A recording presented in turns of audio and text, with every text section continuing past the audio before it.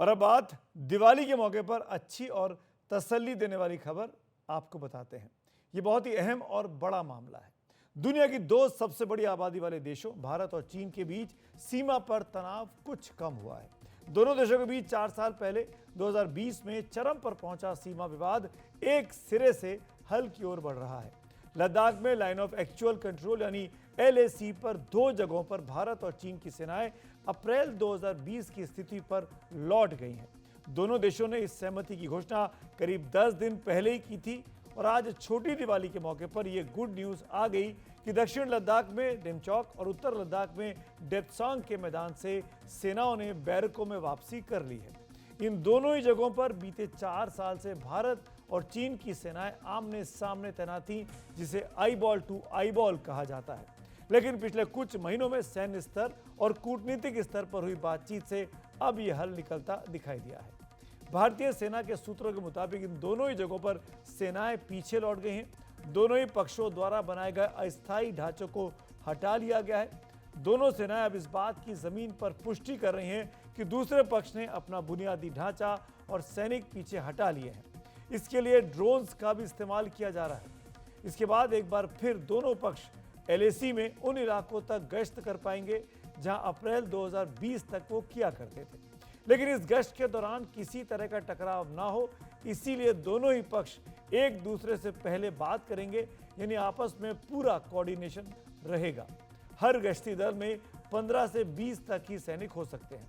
मौके पर तैनात भारत और चीन के कमांडर भी लगातार बातचीत करते रहेंगे। एक खास बात यह भी है कि कल दिवाली के मौके पर दोनों सेनाएं एक दूसरे को मिठाई भी बांट सकती हैं, खुशियां जाहिर कर सकती हैं। आपको बता दें कि डेप्सांग और डेमचौक का ये पूरा इलाका जहां हालात कुछ सामान्य हुए हैं, वो बहुत ही दुर्गम इलाके हैं। हिमालय पार के इस इलाके में सर्दियों में तापमान माइनस में रहता है। यहाँ सेनाओं की बड़े पैमाने पर तैनाती जोखिम भरा काम है, जो काफ़ी खर्चीला पड़ता है। लेकिन देश की रक्षा की कोई कीमत नहीं हो सकती, इसीलिए भारत ने इन इलाकों में मई 2020 के बाद चीन की सक्रियता को देखते हुए हर मुमकिन कुमुख तैनात की हुई थी। अब उससे कुछ राहत मिलने की उम्मीद है। इस इलाके से नई तस्वीरें अभी आनी बाकी हैं, लेकिन 25 अक्टूबर तक सैटेलाइट की जो तस्वीरें आई थी उनमें साफ दिख रहा था कि यहाँ पर सेनाएं पीछे हट रही हैं।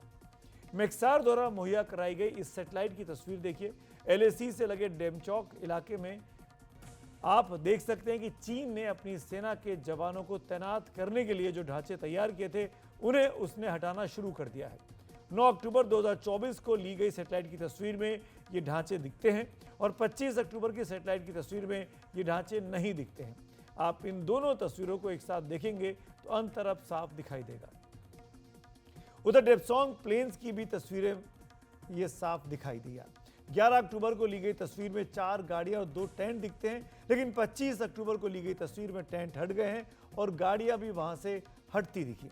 जिस जमीन पर टेंट लगाए गए उसे भी पहले की स्थिति में लौटा दिया गया है। दोनों तस्वीरें आमने सामने देखने से स्थिति स्पष्ट हो जाती है। डिसएंगेजमेंट का जो ये काम 23 अक्टूबर से शुरू हुआ वो अब पूरा हो गया है। विदेश सचिव विक्रम मिस्री ने 21 अक्टूबर को ऐलान कर दिया था कि डेप्सांग और डेमचौक पर दोनों पक्षों में सहमति बन गई है। 23 अक्टूबर को रूस के कजान में ब्रिक्स सम्मेलन के दौरान प्रधानमंत्री नरेंद्र मोदी और चीन के राष्ट्रपति शी जिनपिंग के बीच हुई द्विपक्षीय बैठक में इस सहमति पर मुहर लग गई। इसके साथ ही दोनों ही जगहों पर पीछे हटने का काम भी शुरू हुआ। 15 जून 2020 को लद्दाख की गलवान घाटी में भारत और चीन के सैनिकों के बीच खूनी झड़प के बाद दोनों देशों के रिश्ते बहुत ही खराब हो गए थे। इसके बाद भारत का लगातार यही रुख रहा कि जब तक मई 2020 से पहले की स्थिति बहाल नहीं होती, दोनों देशों के रिश्ते सामान्य नहीं हो सकते। डेप्सांग और डेमचौक में ताज़ा घटनाक्रम के बाद अब हालात कुछ सामान्य होने की उम्मीदें हैं। आइए पहले आपको बात करते हैं डेप्सांग की। यहाँ का विवाद बहुत पुराना है। भारत के इस नक्शे पर जब आप देखेंगे, जम्मू कश्मीर और लद्दाख को देखते हैं तो लद्दाख के पूर्वोत्तर में लाइन ऑफ एक्चुअल कंट्रोल यानी LAC के काफ़ी करीब डेप्सांग का मैदान है, जिसके उत्तर में काराकोरम दर्रा है। इसी दर्रे के पास भारत की बहुत अहम पोस्ट है दौलत बेग ओल्डी, जहां भारत का एक एयरबेस भी है। सामरिक लिहाज से ये बहुत इलाका अहम हो जाता है। यहीं से डारबुक शोक दौलत बेग ओल्डी रोड गुजरती है। जो भारत के लिए सैन्य साजो सामान पहुंचाने में बहुत काम आती है। अब इस मैप को थोड़ा और करीब से देखते हैं। दौलत बेग ओल्डी से करीब 30 किलोमीटर दक्षिण पूर्व में देप्सोंग का मैदान है। इस मैदान का इस्तेमाल चीन के साथ किसी भी युद्ध में बहुत अहम साबित हो सकता है। यहाँ टैंक भी दौड़ सकते हैं। आप ऐसा मान सकते हैं जैसे चुशुल सब सेक्टर में स्पांगुर गैप काफ़ी अहम है, उसी तरह देप्सोंग का मैदान भी बहुत अहम दिखाई देता है। देप्सोंग में आप देख सकते हैं एक जगह जिसे वाई जंक्शन यानी बॉटल नेक भी कहा जाता है। यहाँ से दो रास्ते निकलते हैं, एक रॉकी नाला के साथ साथ पेट्रोलिंग पॉइंट 10 तक जाता है और दूसरा जीवन नाला के साथ साथ पेट्रोलिंग पॉइंट 13 की ओर। 2020 के बाद से भारतीय सैनिक यहाँ से आगे गश्त नहीं कर पा रहे थे क्योंकि चीन ने रास्ता रोक दिया था, यानी PP-10 से PP-13 तक। सामने से भारत ने भी चीन की गश्त को रोक दिया।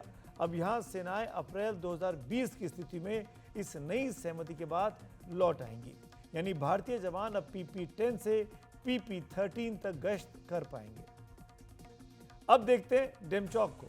लद्दाख में दक्षिण पूर्व में स्थित डेमचौक में चार्डिंग नाला के पास दोनों की सेनाएं आमने सामने बनी हुई थी, लेकिन यहां भी डिसएंगेजमेंट हो गया है। देप्सोंग के मैदानी इलाके और डेमचौक के चार्डिंग नाला इलाके में सेनाओं के पीछे हटना इसलिए मायने रखता है क्योंकि साल भर पहले तक चीन इस मुद्दे पर चर्चा करने को भी तैयार नहीं रहा, जबकि LAC पर बाकी इलाकों में वो हालात सामान्य करने को तैयार हो गया था। पूर्वी लद्दाख में LAC के पास 6 जगहों पर विवाद रहा, जहां मई 2020 के बाद से दोनों सेनाएं आमने सामने रहीं। देप्सोंग और डेमचौक के अलावा यह है PP-14 यानी गलवान, PP-15 यानी हॉट स्प्रिंग्स, PP-17A यानी गोगरा, पेंगोंग सो झील का उत्तरी और दक्षिणी तट। देप्सोंग और डेमचौक से पहले बाकी 4 जगहों पर डिसएंगेजमेंट का काम पहले ही पूरा हो चुका है। इस पूरे मामले पर ज्यादा जानकारी के लिए मेरे साथ मेरे डिफेंस एडिटर राजीव रंजन इस वक्त जुड़ रहे हैं। राजीव, डिसएंगेजमेंट शब्द का बहुत इस्तेमाल बीते 1 हफ्ते 10 दिन से हम सुन रहे हैं। इस मामले में तकनीकी तौर पर अगर हम इसे समझाना चाहेंगे तो कैसे आप समझा सकते हैं?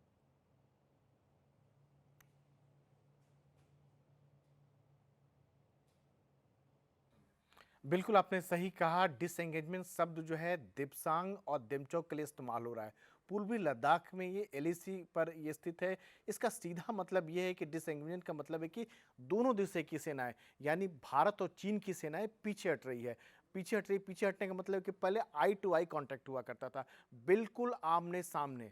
आमने सामने का मतलब ये होता है कि जब कभी भी कुछ ऐसी बात हो तो हाथापाई होने के, लड़ाई होने के नौबत जो हालात बिगड़ने का नौबत आ जाते थे। लेकिन जब अब डिसएंगेजमेंट की प्रक्रिया खत्म हो गई है, इसका मतलब ये है कि दोनों देशों की सेनाएं, भारत और चीन की सेनाएं पीछे आ गई है। पीछे कम से कम आप मान लेते हैं कि 1 से 10 किलोमीटर ही मान सकते हैं और 1 से 5 किलोमीटर ही मान सकते हैं, यानी आई टू आई कांटेक्ट नहीं है, आमने सामने नहीं है सेना।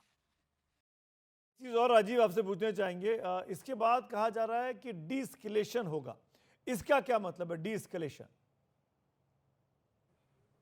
देखिए, डिसएंगेजमेंट की प्रक्रिया खत्म हो जाने के बाद डीएस्केलेशन की प्रक्रिया शुरू होती है, यानी देप्सांग और देमचौक में अब डिसएंगेजमेंट की प्रक्रिया खत्म हो गई है। इससे पहले आपको बता दें कि और 4 जो फ्रिक्शन पॉइंट थे विवाद वाली जगह थे पूर्वी लद्दाख में, पेंगोंग सो लेक की बात करें, गलवान की बात करें, हॉट स्प्रिंग और गोगरा, ये 4 जगहों पर भी डिसएंगेजमेंट वहाँ हो चला है।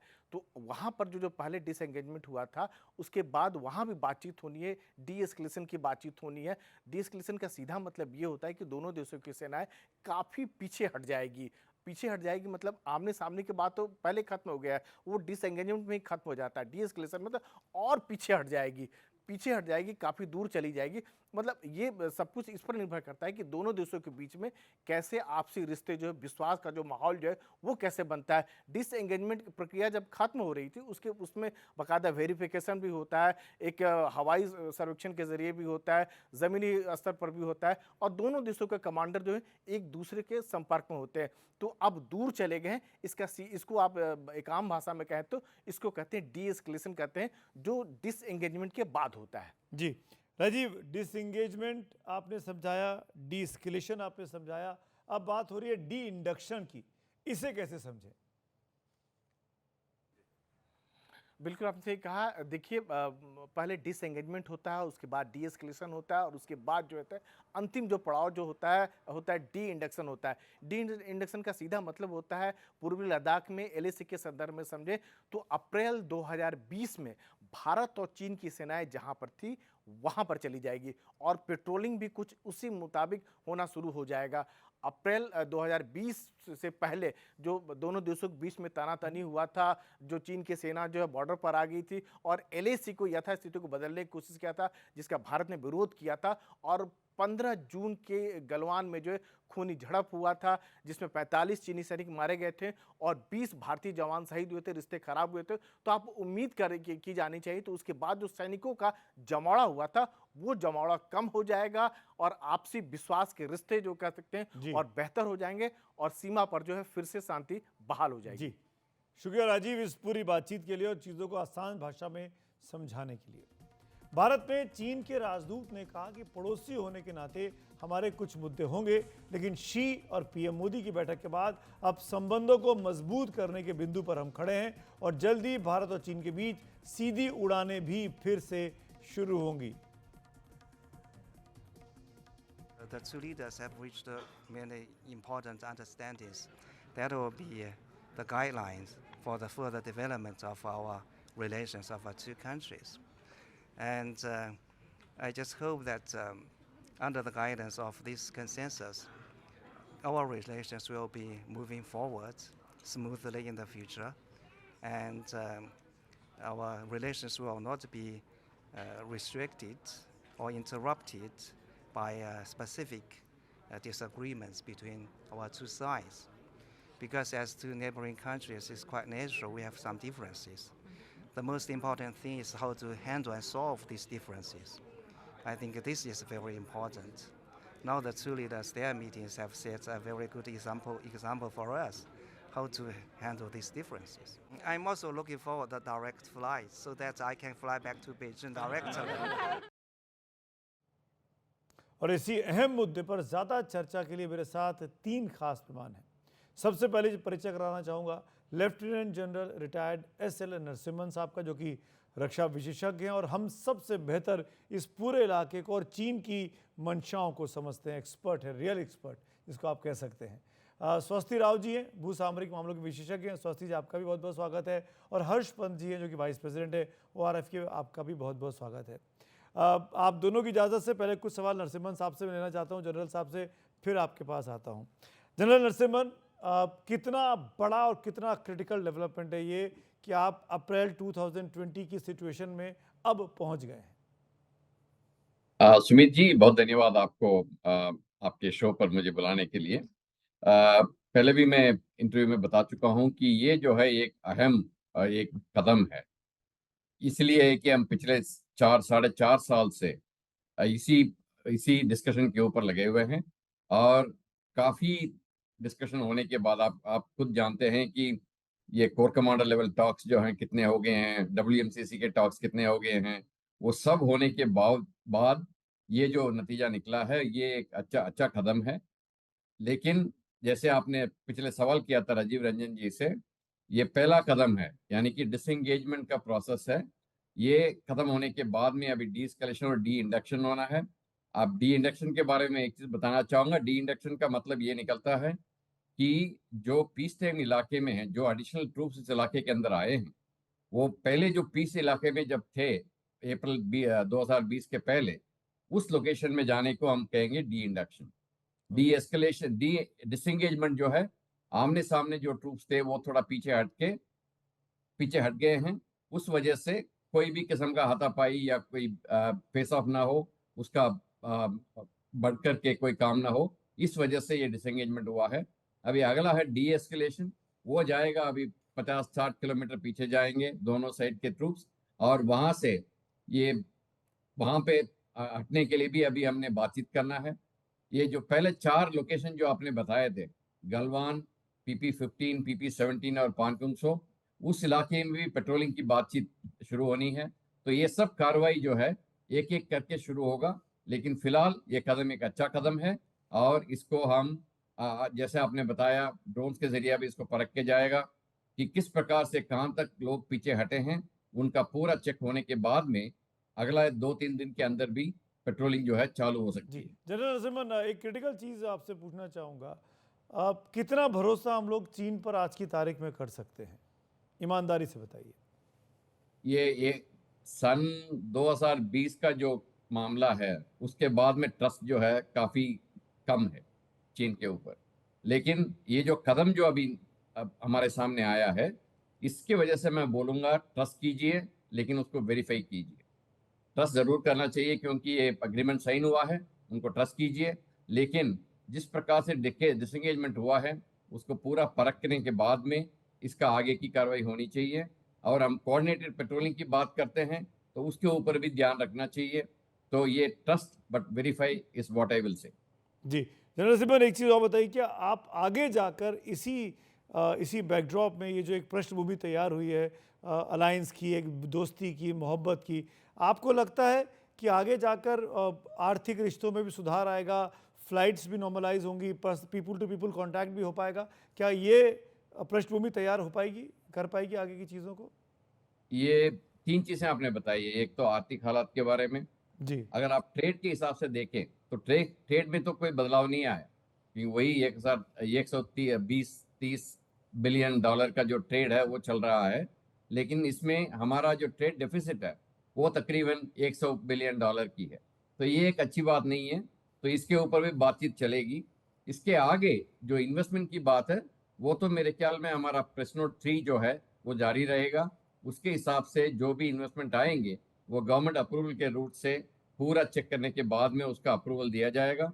लेकिन पीपल टू पीपल कांटेक्ट जो है वो थोड़ा बढ़ने का उम्मीद है उसमें, जिसमें आपको ये जो फ्लाइट्स आती हैं, डायरेक्ट फ्लाइट्स आती हैं, कोई जर्नलिस्ट की बात आती है, वीसा की बात चलती है, ये सब आगे बातचीत करके कुछ हल निकल सकता है। जी जनरल साहब, विद योर परमिशन, मैं 2 और गेस्ट मेरे साथ हैं, उनके पास सब एक सवाल ले लेता हूँ। स्वस्ति जी, मैं ये पूछना चाह रहा था आपसे, thank you so much for your patience both of you. मैं यही आपसे पूछना चाह रहा था स्वस्ति जी, ये बहुत इम्पॉर्टेंट है कि चाइना के साथ जो ट्रेड डिफिसिट है वो भारत के फेवर में हो, परिस्थितियाँ बदलें। आपको लगता है कि उस तरफ भारत जा पाएगा, चीन ऐसा करने देगा?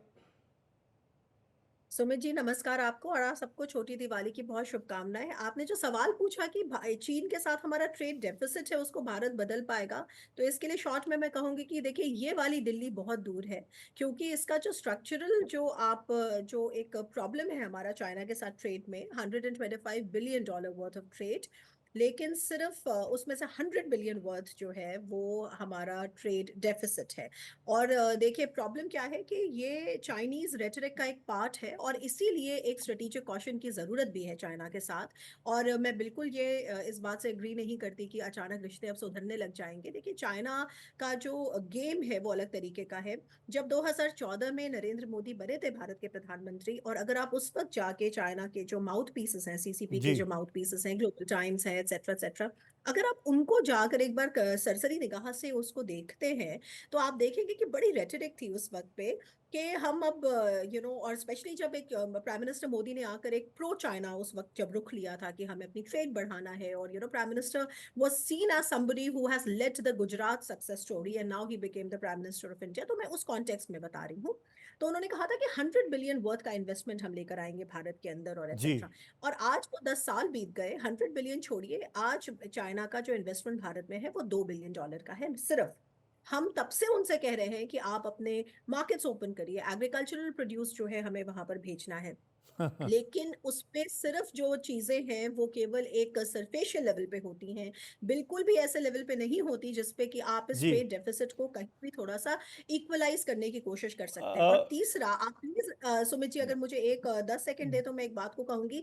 चाइना का जो इकोनॉमिक स्टेट क्राफ्ट है वो उसको समझने की जरूरत है कि चाइना का सारे ट्रेड रिलेशनशिप्स हैं वो ऐसे हैं कि जो दूसरा पार्टनर है उसकी डिपेंडेंसी चाइना पे बनी रहे, बिल्कुल। और चाइना जो है वो हमेशा लेकिन इसका एक अब जो है समसामरिक हालात फैक्टर। स्वस्ति जी हम सब जानते हैं दुनिया भर में बदले हैं, चीन के मद्देनजर खास तौर पर। हर्षमन जी, अब क्या हुआ चीन में ऐसा या दुनिया में ऐसा कि चीन जो हमारे अंदर आ गया था, हमको हमारी सीमाओं के अंदर आकर उस पर दखलंदाजी करने लगा था, वो आज भारत के परसिस्टेंस, भारत के दृढ़ निश्चय की वजह से भारत की बातें मानने को तैयार हो गया है?